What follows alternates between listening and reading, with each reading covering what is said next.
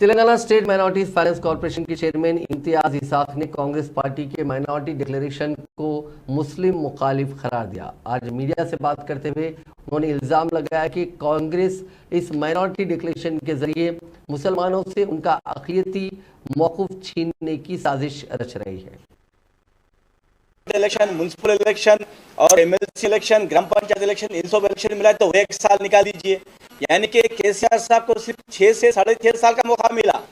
6 साढ़े 6 साल में हमने 10,000 के ऊपर खर्च किया, 10,000 करोड़ कि 50 साल दौर कांग्रेस का क्यों नहीं किया, हमारा सवाल है। आज केसीआर साहब कर रहे बोल के कांग्रेस की आंख खुली है ना। तो 4,000 करोड़ किस में खर्च करेंगे, किस एजेंसी से खर्च करेंगे, माइनॉरिटी फाइनेंस कॉर्पोरेशन से खर्च करेंगे या कोई स्कीम चलाएंगे, कोई इसका खुलासा नहीं है। ये तो बिल्कुल माइनॉरिटी फाइनेंस कॉर्पोरेशन काफी अरसे तक हेडलेस रहा। जी क्यों रहा? क्या रहा?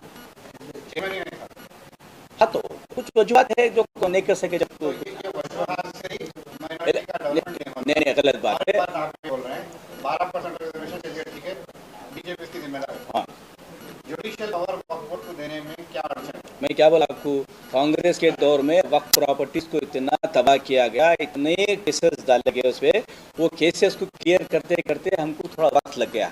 जैसे केसेस क्लियर हो जाएंगे, जुडिशियल पावर दिया जाएगा बराबर। जुडिशियल चल रहे ना, चल रहा है, बहुत केस हुए होंगे, वहाँ से मैं इन्फॉर्मेशन नहीं लिया। चल रहा कानून है क्या? केसेस है तो आप कमिश्नरेट नहीं बना सकते? बिल्कुल नहीं बन सकते आप। केसेस है तो जो है आप देखिए, जैसा जागीर एक्ट है, जैसा टेनेंट एक्ट है, बहुत से लोग कोर्ट में जाके केसेस कर रहे हैं। तो हम जुडिशियल पावर देंगे तो कोर्ट उसको मानेगा नहीं ना। ऑलरेडी कोर्ट में केस चल रहा है, तो कोर्ट में बहुत से केसेस चल रहे हैं, वो क्लियर होगा तो उसको जुडिशियल पावर दिया जाएगा। तो इसकी वजह भी कांग्रेस है।